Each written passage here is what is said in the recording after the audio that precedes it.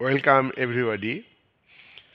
আজকের ভিডিওতে আমি আলোচনা করব সমাজ বিকাশের তৃতীয় স্তর সামন্ততান্ত্রিক সমাজ ব্যবস্থা সম্পর্কে। তোমরা এর আগের ভিডিওতে দেখেছো আমি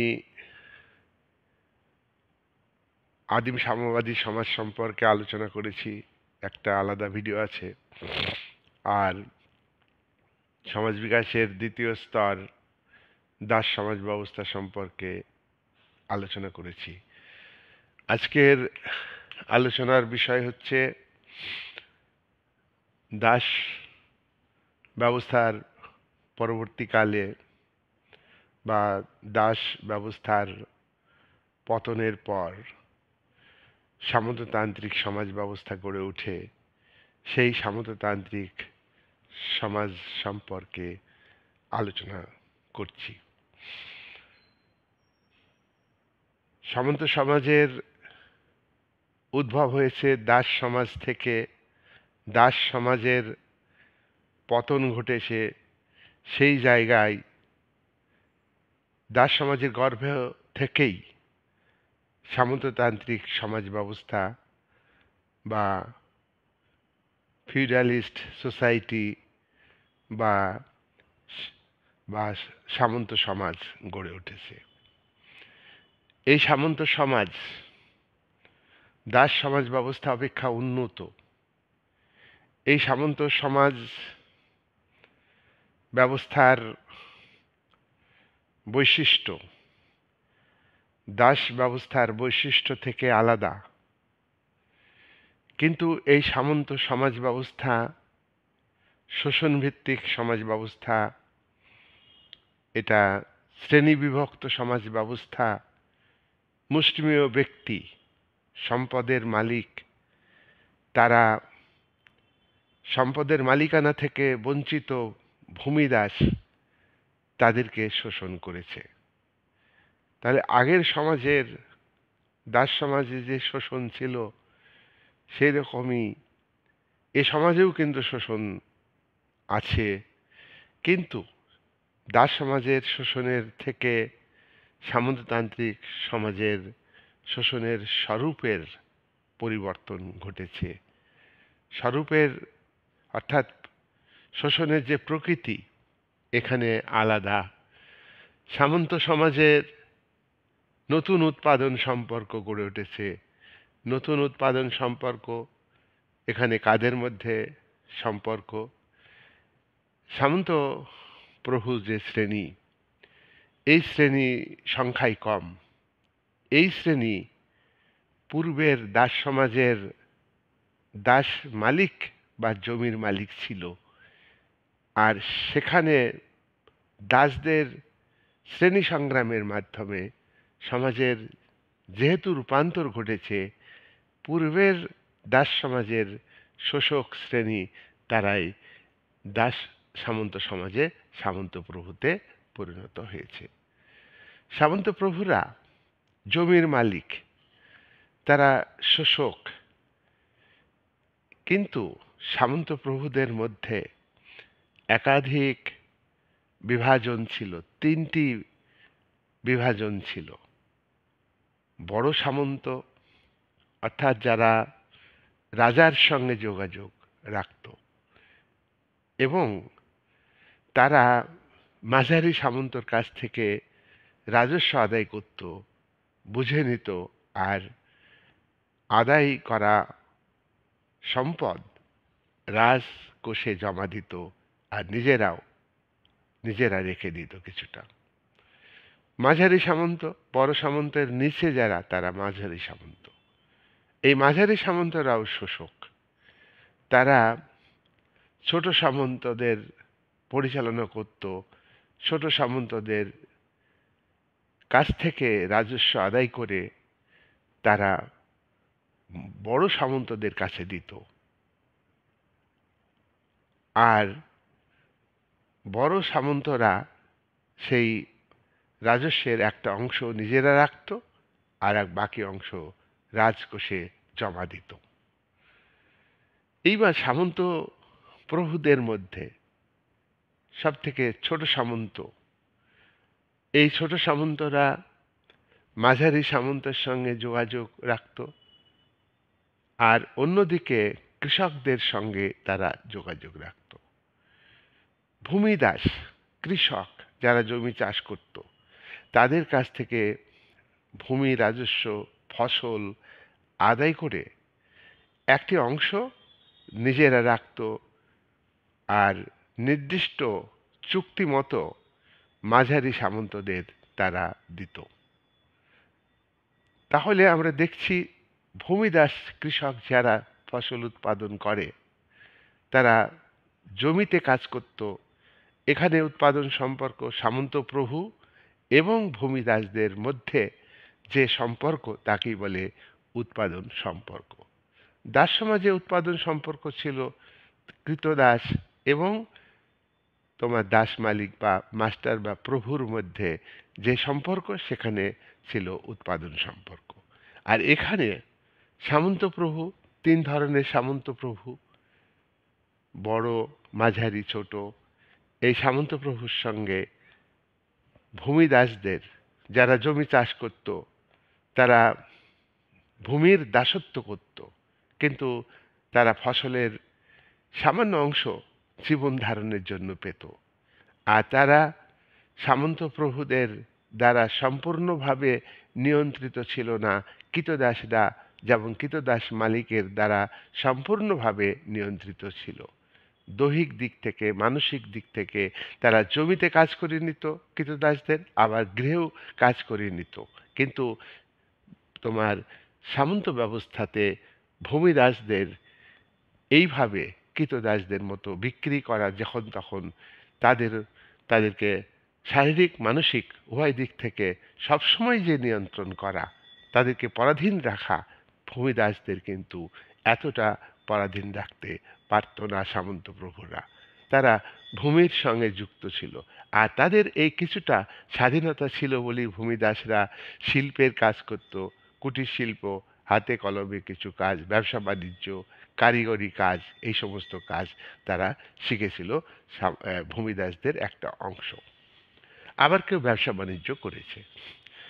এই যে, তাহলে আমরা দেখছি যে সামন্ত ব্যবস্থাতে যে নতুন শ্রেণী কাঠামো, সেটা কিন্তু অত্যন্ত জটিল। আমরা পরবর্তী কালে যে বুর্জোয়া সমাজ দেখব, ধনতান্ত্রিক সমাজ, সেখানে শ্রেণী কাঠামো এই সামন্ততান্ত্রিক সমাজের শ্রেণী কাঠামোর মতো জটিল নয়। আবার দাস সমাজের যে শ্রেণী কাঠামো, সেখানে সরলতা ছিল, সরলীকরণ ছিল বিভাজনের ক্ষেত্রে।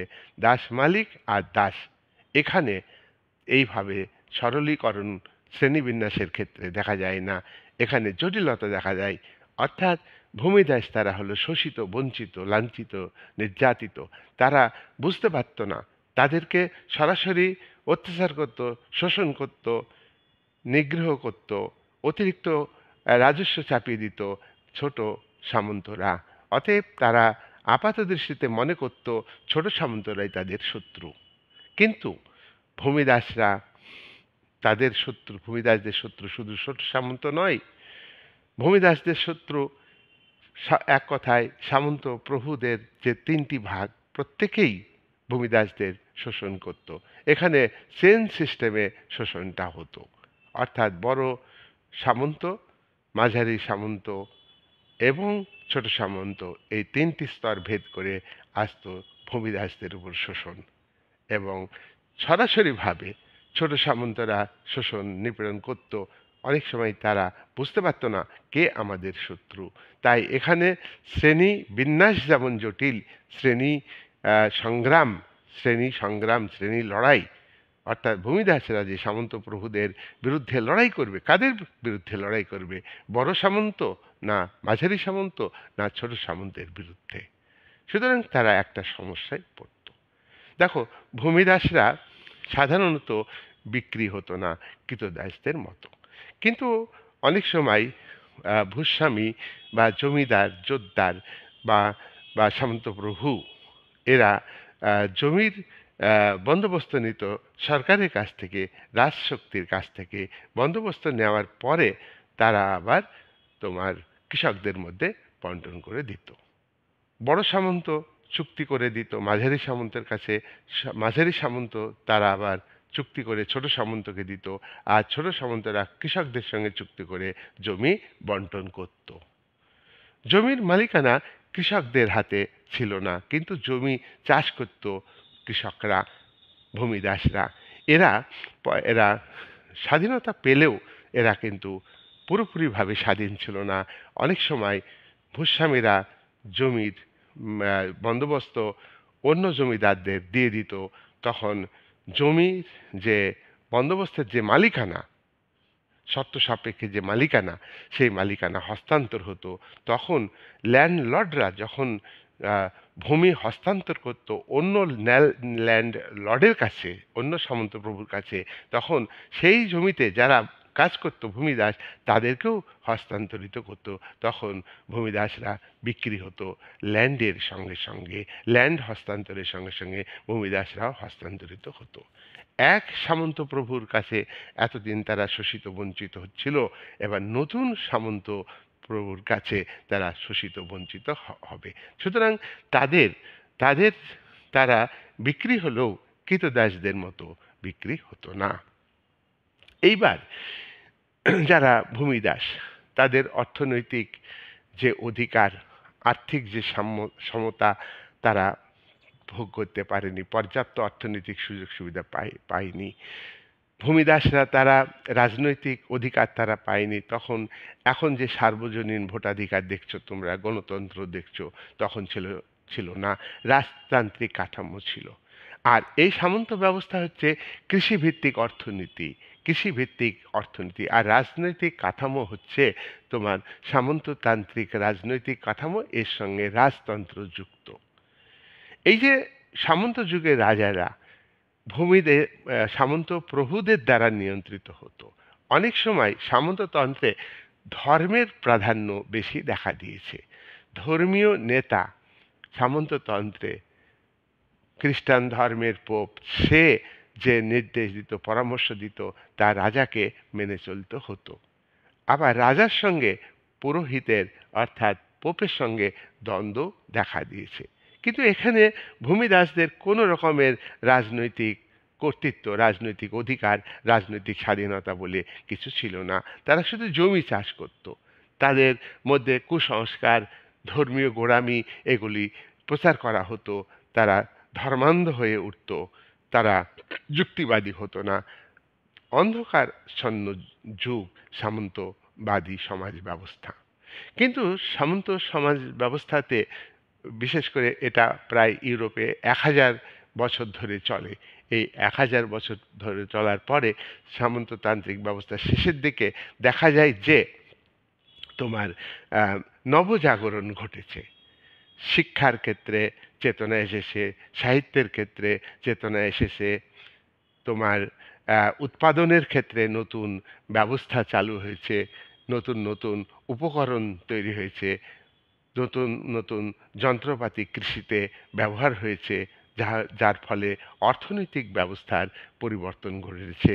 শিক্ষা ব্যবস্থার ক্ষেত্রে সংস্কার হয়েছে। ধর্মের ক্ষেত্রে যে গোঁড়ামি, সেটা অনেকটা কমতে শুরু করেছে।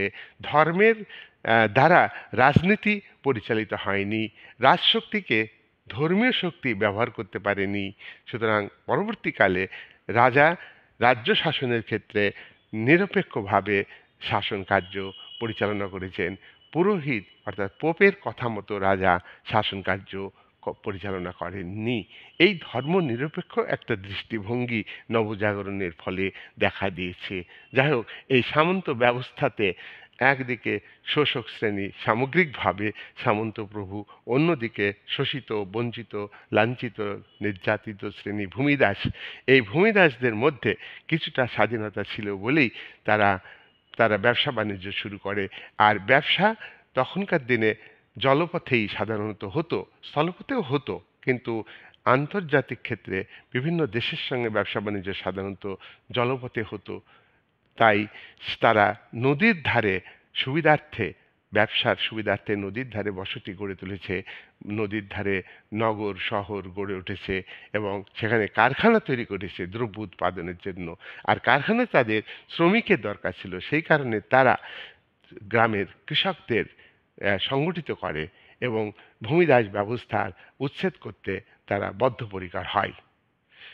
শহরের যারা ব্যবসায়ী তারা উদীয়মান ধনিক বণিক শ্রেণী, তারাই পরবর্তীকালে বুর্জোয়া শ্রেণীতে পরিণত হয়। বার্গার থেকে বুর্জোয়া অর্থাৎ বার্গার শ্রেণীটা হচ্ছে কৃষকদের মধ্যে থেকে এসেছে, ভূমিদাসদের মধ্যে থেকে এসেছে। তাহলে কৃষক থেকে বুর্জোয়া, এই উদীয়মান ধনিক বণিক শ্রেণী বুর্জোয়া শ্রেণী মানে তে পরিণত হয়েছে। অতি অল্প সময়ে তারা বেশি অর্থবান হয়েছে, ধনী হয়েছে। ধনিক বণিক শ্রেণী তারা রাষ্ট্র ক্ষমতা তাদের হাতে নেই, তখন তারা রাষ্ট্র ক্ষমতাকে দখল করবার জন্যে তারা তাদের অর্থনৈতিক সমৃদ্ধিকে আরও উন্নত করার জন্যে রাষ্ট্রের শক্তিকে নিজেদের স্বার্থে ব্যবহার করতে উদ্যোগী হয়েছে। সেই কারণে তারা তারা সংখ্যায় কম, সেই কারণে উদীয়মান ধনিক বণিক শ্রেণী গ্রাম কৃষিভিত্তিক এলাকা বিভিন্ন দেশে দেশে, হ্যাঁ, কৃষিভিত্তিক ব্যবস্থা চলছে সারা পৃথিবীতেই, তখন তারা গ্রামে গিয়ে সংগঠিত করেছে। আমরা ইংল্যান্ডে যে সামন্তপ্রভু তাদের দেখেছি 1688 সালে রেভলিউশনের ডাক দিয়েছে, গৌরবময় বিপ্লব, রক্তপাতহীন বিপ্লব। তারা অর্থাৎ ইংল্যান্ডের উদীয়মান ধনিক বণিক শ্রেণী অনেক আগেই বিপ্লবে ডাক দিয়েছিল। হ্যাঁ, 1641 সালে পিউরিটান বিপ্লব সংগঠিত করেছে। এটা ধর্মীয় বিপ্লব হলেও উদীয়মান ধনিক বণিক শ্রেণীদের বিপ্লব ছিল, কিন্তু তারা সফল হয়নি। 1688 বিপ্লব হচ্ছে বুর্জোয়া শ্রেণীর পক্ষে, উদীয়মান ধনিক বণিক শ্রেণীর পক্ষে সফল বিপ্লব। সামন্ত ব্যবস্থাতে রাশিয়ায় ব্যাপকভাবে সার প্রথা বা ভূমিদাস প্রথা ছিল। সেখানে কৃষকদের অত্যাচার করা হতো, নিপীড়ন করা হতো। সেখানে যার দ্বিতীয় আলেকজান্ডার, তিনি একটি মুক্তিদাতা জার হিসেবে চিহ্নিত হয়েছেন, তিনি সামন্তবাদকে উচ্ছেদ করেছিলেন। কিন্তু সামন্তবাদ উচ্ছেদ করলেও কৃষকদের জমির মালিকানা দিতে পারেননি, অর্থাৎ সেখানেও সামন্তবাদ ছিল। তাহলে সামন্তবাদ আমরা দেখছি রাশিয়াতে ব্যাপকভাবে ছিল। তোমরা জানো যে 1917 সালে মার্চ বা ফেব্রুয়ারি মাসে যে রাশিয়ায় বিপ্লব ঘটেছে সেটা জারতন্ত্রের বিরুদ্ধে অর্থাৎ সামন্তবাদের বিরুদ্ধে বিপ্লব, এবং সেখানে মেনশেভিক পার্টির নেতৃত্বে, কেরেনস্কির নেতৃত্বে একটা প্রজাতান্ত্রিক সরকার তৈরি হয়েছে। সেটা কিন্তু সামন্ততন্ত্রের বিরুদ্ধে বিপ্লব।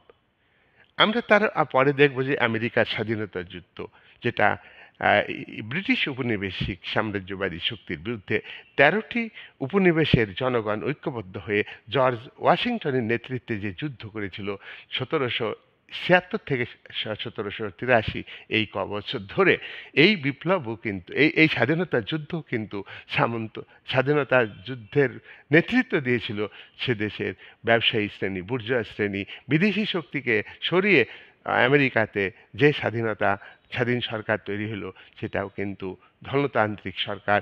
এটাও কিন্তু সফল আমেরিকার স্বাধীনতা যুদ্ধ, এটা বুর্জোয়া শ্রেণীর একটা সফল স্বাধীনতার লড়াই।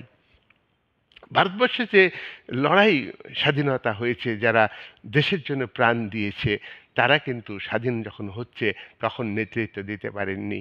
তারা তারা তারা রক্ত দিয়েছে, ত্যাগ স্বীকার করেছে। কিন্তু ভারতের স্বাধীনতার সময় ভারতে তোমার দ্বিতীয় মহাযুদ্ধের যে পরিস্থিতি, সেই পরিস্থিতি ভারতের স্বাধীনতা এনে দিয়েছে। ভারতে ব্রিটিশ সরকার ক্ষমতা হস্তান্তর করেছে, ক্ষমতা হস্তান্তর করা ছাড়া উপায় ছিল না।